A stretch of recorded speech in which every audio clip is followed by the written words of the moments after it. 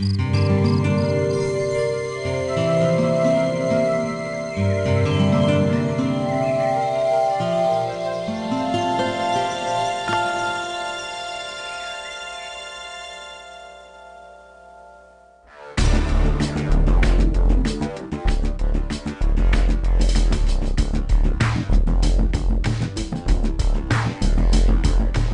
Academy is put together by the Oregon State Marine Board. It's an annual event and it's really kind of the key piece of the training that we do for the new recruits that come into our partner agencies. The Marine Board contracts through the county sheriff's, 32 of the county sheriff's offices across the state for marine enforcement personnel.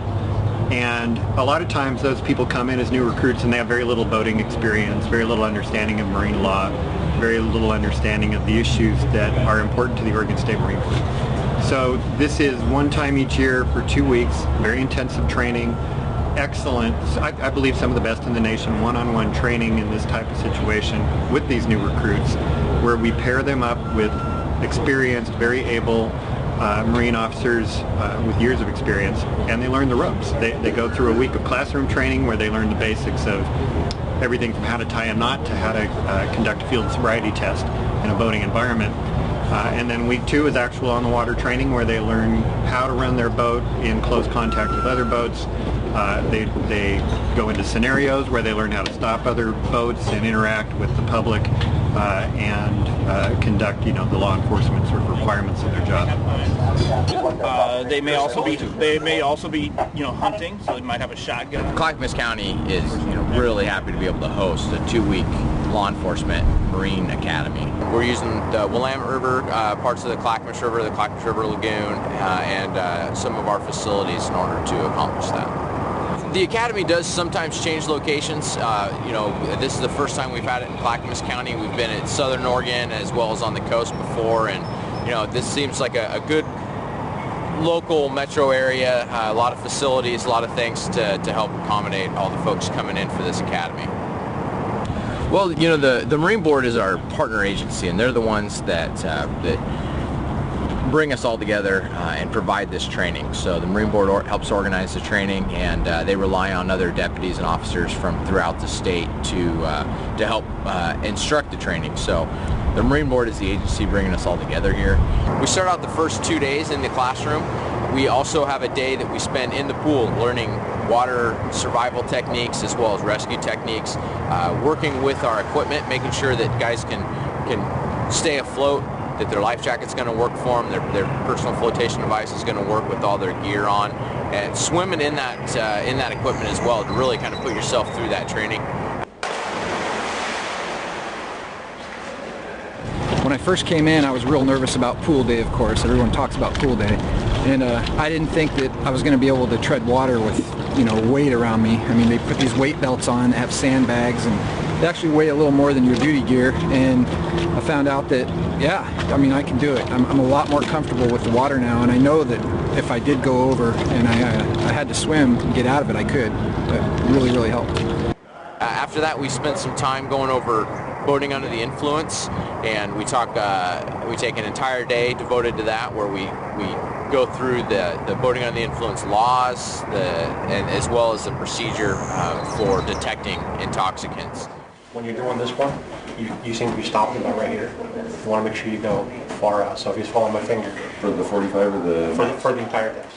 So instead of just coming here, you don't want it to go all the way out. The scenarios are set up beforehand, and we have volunteers as well as other law enforcement officers on the scenario boats. So we have 2 students and 1 instructor on the boat. The instructor will critique the scenario that the 2 students go through, and then after the scenario, they go over the critique with the instructor as well as with the role players within the scenario. And that way the students can really get all different angles of what can be improved or what was done very well. Now, is that 100% guarantee that is the exact number? It may be close. I wouldn't say it's 100% because you're dealing with Travis. So let me tell you, there's a lot of Travises out in the world that aren't necessarily always correct. Yep. All right? Well, I went and counted, make sure there were 12. Okay, so good. Make sure there are 12 good good plan. Really didn't have much experience with boats at all before I started this academy, and they have done what I think is a very good job of getting me some skills to get me started and a chance to practice them, and constant support and correction to better hone them into something that's usable. In 30 years of law enforcement, this has been some of the best training I've received. Anytime we do hands-on training, when we do the classroom and then apply it to the hands-on, that's where we get the best educational needs. Not only that, it's continuous going. They put us and they bring us to show us what our maximum capabilities are into handling a boat on waters and contacting people.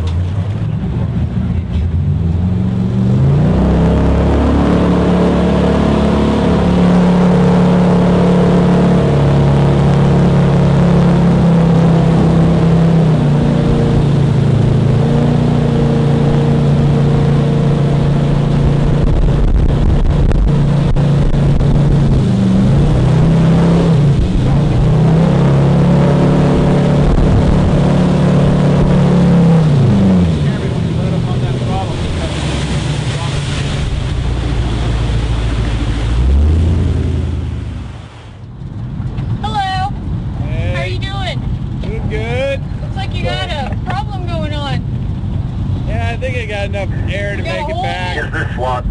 That should be good. Enough water in it just to idle down. Boating in Oregon is I think it's one of the best boating environments in the nation. We've got everything from, class 4 and 5 whitewater and some of the mountain headwaters for the kayaker and the rafter enthusiasts, all the way down to the big waters leading into the ocean. And that diversity of opportunity is great, but it also means that there's a lot of hazard out there. People operating in tidally influenced mouths like the Columbia River face a very different scenario than somebody on the on an inland waterway like Crane Prairie. As a result, we have a number of accidents. We have, compared to the nation, our accident rate is relatively low for the number of boaters that participate, but we still had 20 boating fatalities in 2012. That's one of the higher numbers we've seen in the last decade. About 10 of them were non-motorized boaters, about 10 of them were motorized boaters. We still see a lot of fatalities related to people that could have been prevented had people been wearing their life jacket. For starters, I'm not seeing a life jacket or a PFD. You got this one right here. Hey Nate, you need to do 11, but we're up in We have a mandatory boater education program for people who operate motorboats, and the information they get will save your life as well as make your day of boating more enjoyable because you'll be prepared. But there's a huge segment of the public that doesn't go through any boater education. So the message that the Marine Board wants to get out to people is you really need to know your waters and you need to be prepared. And the basic preparation is going to be your life jacket, appropriate clothing, your sound making devices. Don't drink and boat. Make sure you've got your sunscreen in your water when you're out there, because all day long you get dehydrated, and that'll help keep you sharp. Have this Type 4, and you have a whistle in there. That's really good, but you got to have a life jacket. If you were to go out here, you're going to get injured. So we'll give you a citation for that, and no aquatic invasive species tag. This is obviously not a rental. This is your boat. You have to have an aquatic invasive species tag. As far as boat operation skills, I went out a little bit last summer, but I'm pretty much green. I'm a real novice, but the skills that they have here and the things that they teach you with the skills pads are just great. I feel comfortable now. I feel if there's a whole bunch of boats around, I can easily get in and navigate between them. This is my first year as a Marine deputy and first time to Marine school and law enforcement in general. So this has been a wonderful experience. The instructors are phenomenal. They don't judge anybody. They're very friendly. They're willing to help you through everything. Me being the only female here, I do feel like part of the guys. Everybody treats me just like one of them. I have never driven a boat. So this is day 3 for me, and every day I see myself getting better and better, and it's nice to be able to have this many boats out here. We have about 28 or so to choose from, to be able to run every single one of them and see how each one is different. You have an automatic bilge warning light? No, I'm just an outfitter guide. I'm not an ocean charter, so I don't know. We got a charter guide sticker. It's just an outfitter guide sticker. Is it? Yeah. There is. This one's round, Just a guy. square. That guy over there, he's an ocean charter. If you look on the back of his boat, Okay, I got you. he's a little different sticker on there. Okay. One of the key things about the Academy that's really important to us is it's that time where we can draw in all these new recruits and give them a consistent message.